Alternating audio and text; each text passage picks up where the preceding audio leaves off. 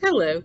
Today we're going to learn about text structures, different types of text structures, how text structure can help you understand more about the story and help you with reading comprehension. What is text structure? Authors choose structure to organize information and make their meanings clear. Readers use strategies to support the interpretation of a text. Why do authors use text structure? They do for a few reasons. Number one, to help develop their point of view. Number two, to support their purposes for writing. And three, to help develop their main ideas so the reader can understand the story. The different types of text structures we're going to talk about today are description, chronological or sequence, cause and effect, compare and contrast, and problem and solution. When an author uses description as a text structure, the author provides descriptive details or characteristics of a topic for the reader. Key words authors will use when working with descriptive text structure would be, for example, specifically, characteristics include, next, another kind, in addition, or spatial words like near, beyond, over, and etc. Let's look at the paragraph below. The pond was a beautiful place to visit. The falling leaves, all different colors, decorated the surface of the water. At the edges of the pond, small wildflowers grew. The golden forest glowed faintly in the distance. All of the sentences support the main idea and describe the pond. Our next text structure is chronological or sequence. Story or information is told in order that the events occur. For example, Jessica's education. Jessica goes to elementary school, next she goes to middle school, and then she goes to high school. Chronological keywords: first, then, after, before, sequential dates, events, or order. First, she sat in the hard chair.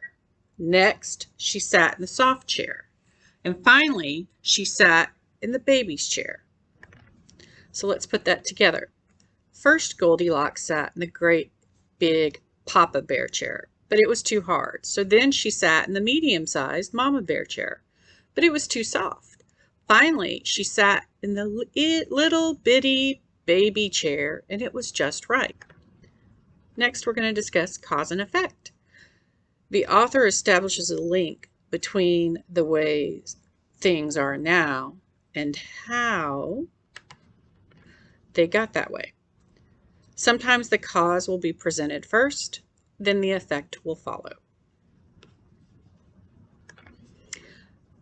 Cause and effect words that the author can use: if and then, reasons, why, because, as a result of, this led to, consequently, and due to are all words you can see with cause and effect. Let's look at our example.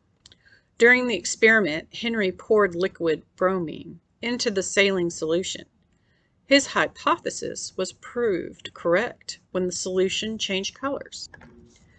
Compare and contrast.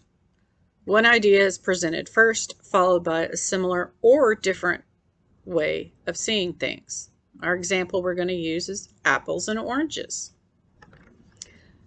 Keywords used with compare and contrast are differ, same, alike, but, both, similar, and on the other hand. Here's an example of compare and contrast text. Saturn is the second largest planet in the solar system, much larger than Earth. It is mostly made of hydrogen. It rotates more quickly, too. A day on Saturn is only about 10 Earth hours long, but it takes about 30 of our years to make one full trip around the sun. The next text structure is problem and solution. You have a problem, the steps, and then the solution. So let's break it down. Problem: the beach was littered with trash. Steps: Jeff organized a beach cleanup party. The solution: 30 people came to pick up trash, and soon the beach was clean. A problem is presented, followed by steps to bring about a solution. Here's our example of a problem and solution. Native American tribes who lived on the Central Plains had to move from place to place to follow the migrating herds. Since they could not build permanent homes, they invented the teepee, which allowed them to move their homes from place to place. Now let's practice a few. Let's look at our next practice. All matter, all things can be changed in two ways, chemically and physically. Both chemical and physical changes affect the state of matter. Physical changes are those that do not change the makeup or identity of the matter. For example, clay will bend or flatten if squeezed, but it will still be clay. Changing the shape of clay is a physical change and does not change the matter's identity. Chemical changes turn the matter into a new kind of matter with different properties. For example, when paper is burnt, it becomes ash and will never be paper again. The difference is that physical changes are temporary and only last for a little while. Chemical changes are permanent, which means they last forever. Physical and chemical changes both affect the state of the matter. Now, let's look at our choices. Problem and solution, chronological order, spatial, descriptive, or compare and contrast. Take a moment to decide what you think it might be.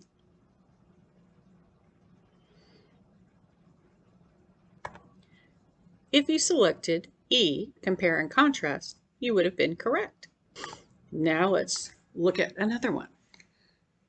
Don't let the tigers vanish. These majestic beasts are disappearing at an alarming rate. We should write to our own congressman. If we let them know that we demand the preservation of these species, maybe we can make a difference. We should also donate some of our money to save the tigers. Help support those who fight the hardest to preserve the tigers. We owe it to our grandchildren to do something about it. Let's look at our choices. We have sequence or process writing, B, chronological order, D, problem and solution, or E, descriptive writing. If you selected D, you selected the correct answer. Let's look at our last practice for this lesson. Many people think that they can get sick by going into cold weather and properly dressed. However, illnesses are not caused by temperature. They are caused by germs. So while shivering outside in the cold probably won't strengthen your immune system, you're more likely to contract an illness indoors because you will have a greater exposure to germs. All right, A, problem and solution, B, chronological order, C, spatial, D, descriptive, or E, compare and contrast. This concludes our lesson today.